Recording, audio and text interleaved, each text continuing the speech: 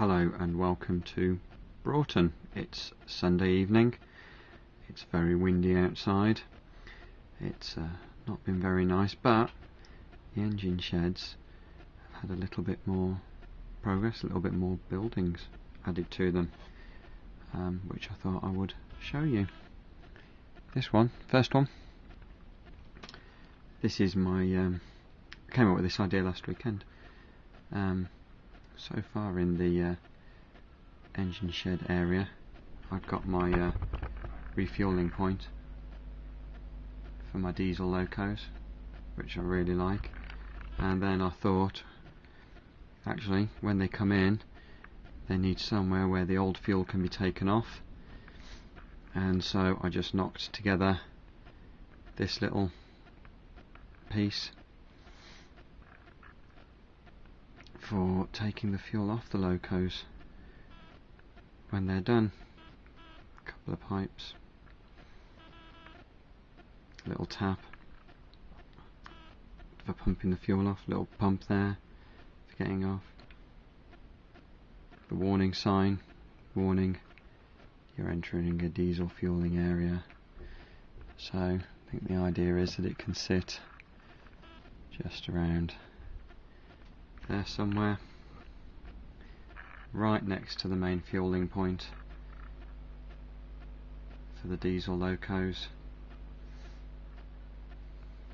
and they can be attended to and dealt with as and when they need to. Again, like the others, it's just made out of card. The base, that just came up from a Wordsworth download from the Wordsworth Model Railway website, and the pump was just a spare printout from when I did the other diesel fueling point. So yeah, the wall, just some brick paper, nice and easy. It didn't take too long, but I quite like that. I think it's going to work quite well there. If I zoom out, you can see both of them together. But that will finish off my diesel fueling area quite nicely, I think. There's a few other bits I want to show you, so just bear with me and I'll show you what else I've been up to.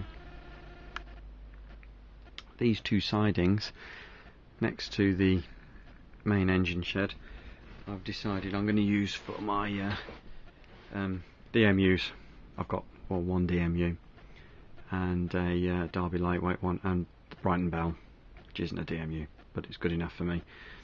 And so I think these two sidings are going to be the point where they can come in for servicing and fueling. So I built some little fueling points for them. These again, Wordsworth kits I've just bashed together and altered and adapted to meet my needs as well. Sorry. And just put together two little workmen there, just tidying up after servicing a loco by the look of it.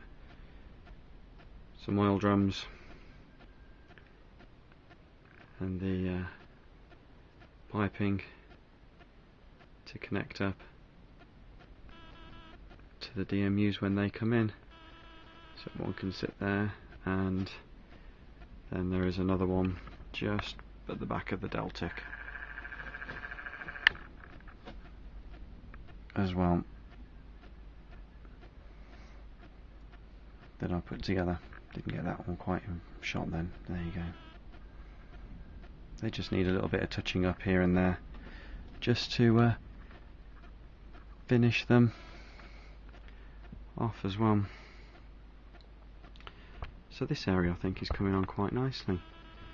I've had a go at putting some concrete hard standing in as well. I wanted to do that for this area anyway, but I watched videos on people who've done it using you know, plaster and polyfiller and things like that, and it seemed like an awful lot of work and an awful lot of faff, and I got some modelling card left over from doing these, that when I measured it out seemed to be a good thickness, so I used some of that and just cut it to the right width laid it down between the tracks.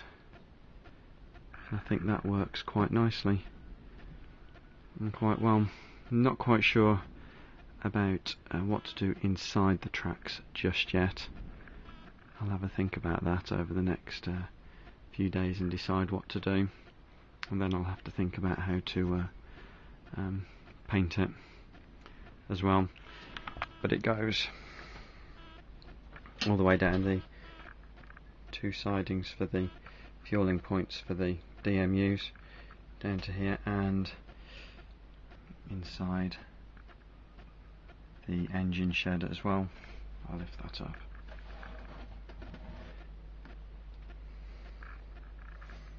Just show you just in there as well. Quite happy with that.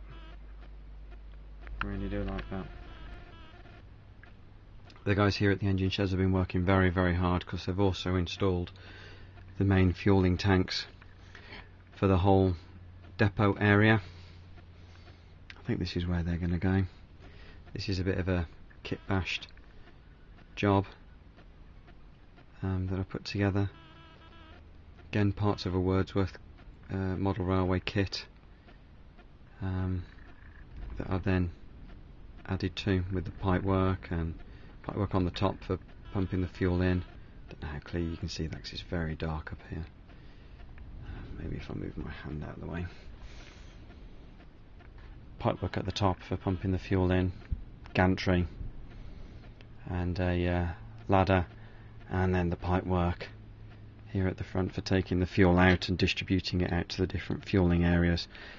And that will then allow me now to start doing bits of pipework coming up from the hard standing, going to the different fueling points here and things like that.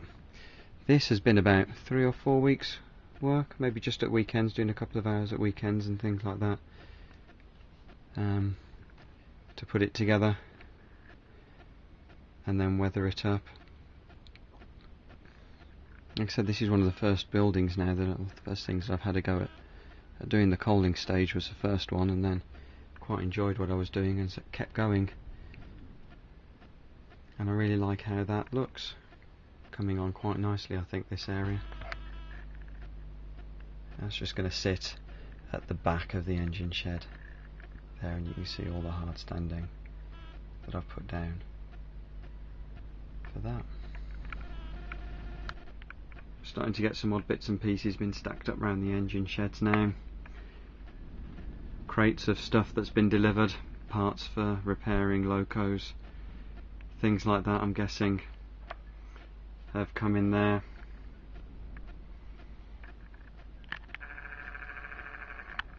And then some bits that have been taken off from perhaps a previous fueling point, a pump, some supports for a roof, warning sign that's not been used, anything like that.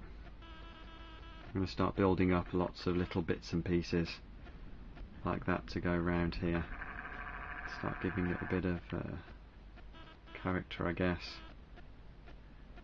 I think the next bit for me to be working on here is actually finishing off the engine shed itself, put some lights in it. I was watching one of Dave Harworth's videos yesterday with the little distribution board he got from Germany. Brilliant, looked absolutely brilliant. Couldn't find one from Germany, maybe because I couldn't understand the German eBay site on my iPad, but I managed to track some down in China, which I got for a couple of quid.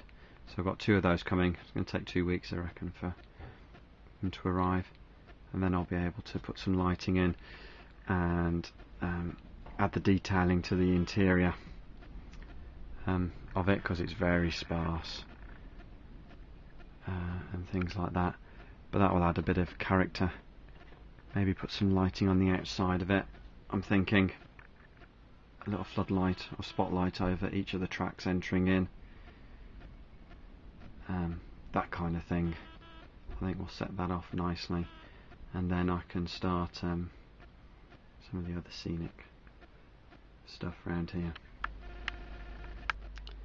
Finally, for this video, it was my birthday a few weeks ago, the end of October, and my kids and my wife very kindly, through me, bought me a new controller, Gauge Master Prodigy controller.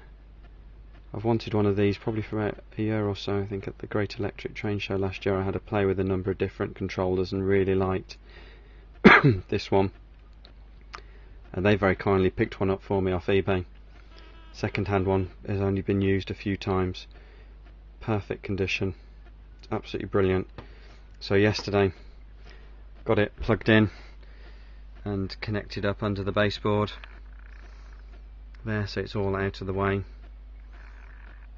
And that's now replacing my Hornby Select one that I had. I was starting to get really frustrated with. I've had that since probably about 5 years or so, when I first decided I was going to get into building a train set. That was the first digital set I got, with a little engine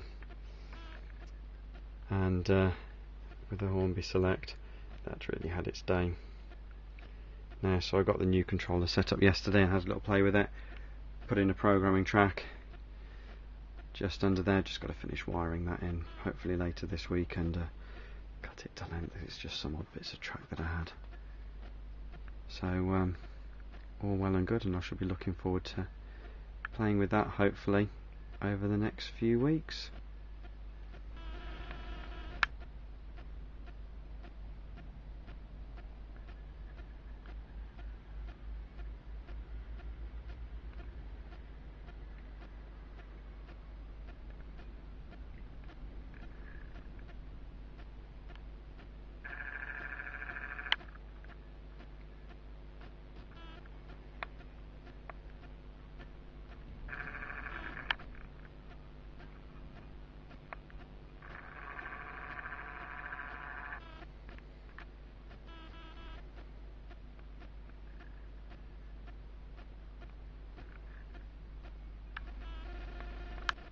So I think that's it for now.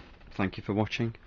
Feel free to like, subscribe and comment. I've welcomed all the comments I've had on my previous videos. They've been absolutely brilliant. Some really nice things that people have said, which I didn't ever expect to get. So thank you very much for all of you who have commented and liked and watched and subscribed. And hopefully next weekend I'll be able to do a little bit more around here. Not quite sure how things will progress over the next few weeks, because the railways, Broughton's up in my loft. Come December, Santa rents the space out, so there may not be too many opportunities to do much up here between now and Christmas, but that doesn't stop me being able to get on with building some of the little models and scenes and dioramas that I've been enjoying doing over the past few weeks. So maybe a few more of those will appear. Thanks again for watching, and I'll speak to you again soon. Bye now. Bye bye.